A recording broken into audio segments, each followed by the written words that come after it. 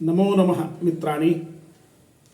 आज कई दिनों से आप हमारे YouTube चैनल पर श्लोक के माध्यम से कुछ प्रेरक प्रसंग, कुछ मनुष्य होने के नाते करणीय जो कार्य हैं उसे आप देख रहे हैं और सुन भी रहे हैं और अपने मित्रों को भी प्रेषित कर रहे हैं।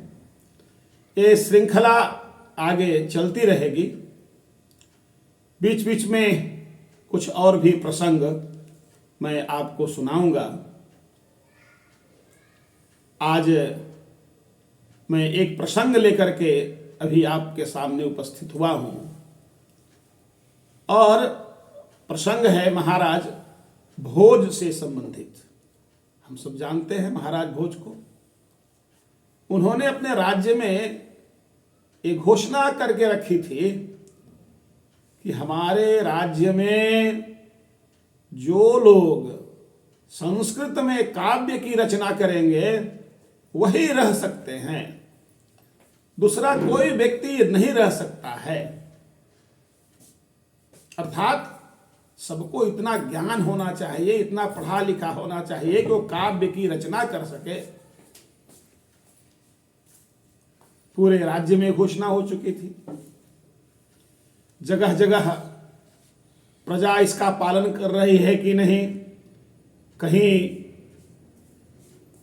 अध्यापन में कोई कमी हो रही है क्या, या ये अध्ययन अध्यापन का काम छोड़ करके कहीं कुछ लोग दूसरे काम में लगे हुए हैं क्या। इसको जानने के लिए अपने सैनिकों को, अपने दूतों को महाराज भोज लगाए हुए थे। एक दिन राजा के सैनिक एक कपड़ा बुनने वाले जुलाहे को पकड़ करके लाए और कहा कि महाराज, यह जो कपड़ा बुनने वाला है ये केवल कपड़ा बुनता है, यह काव्य नहीं करता है। इसलिए आपकी सेवा में हम लोग इसे पकड़ करके लाए हैं। अब आप इसे जो सजा देना चाहें आप दे सकते हैं। राजा ने उस बुनकर से, उस जुलाहे से पूछा कि अच्छा बताओ, क्या तुम वास्तव में काव्य नहीं करते हो? तुम्हारी क्या बातें हैं? हमारे जो सैनिक तुझे पकड़ करके लाए हैं, वास्तविकता क्या है? तो उस बुनकर ने जो कहा वह श्लोक मैं आपको सुनाता हूं।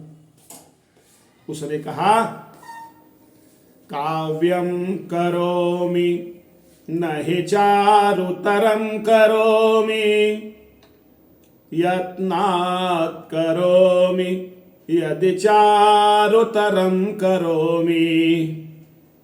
भूपालमौलिमणिमण्डित पादपीठ, हे साहसांक कवयामि वयामि यामि।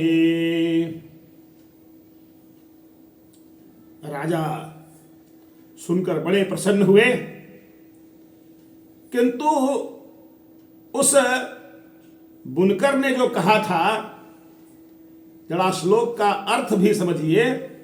उसने कहा, हे राजन, काव्यम करोमि, मैं काव्य की रचना करता हूं, लेकिन बहुत सुंदर नहीं कर पाता हूं, सुंदर नहीं कर पाता हूं। यदि मैं यत्न पूर्वक करूं, केवल अपना ध्यान उसी में निहित करूं, तो मैं सुंदर काव्य की रचना कर सकता हूं। हे राजन, अब आप ही बताइए, मेरा परिवार है, उसके भरण पोषण की भी हमको चिंता रहती है, इसलिए मैं कपड़ा बुनने का भी काम करता हूं। आप अब बताइए, मैं काव्य करूं अथवा अपने परिवार के भरण पोषण के लिए कपड़ा बुनने का काम करूं या आपके राज्य से चला जाऊं। उसकी बात सुनकर महाराज भोज बड़े प्रसन्न हुए और उन्होंने कहा, नहीं, हमारे राज्य से तुझे जाने की आवश्यकता नहीं है और आज से तुम्हारे परिवार के भरण पोषण की चिंता राज्य का है। और उन्होंने मंत्री को आदेश दिया, इसके परिवार के भरण पोषण के लिए पर्याप्त धन दिया जाए। तो ऐसे ऐसे ज्ञानी और विद्वान महाराज भोज के समय हुआ करते थे और उस समय की भाषा संस्कृत भाषा ही सबकी भाषा थी। ये बात को प्रमाणित करने के लिए मैं फिर अपने अगले वीडियो में आपके सामने उपस्थित होऊंगा। आशा है आप स्वयं भी सुनेंगे, अपने मित्रों के लिए भी प्रेषित करेंगे और मेरे YouTube चैनल को सब्सक्राइब करेंगे। तब तक के लिए नमो नमः।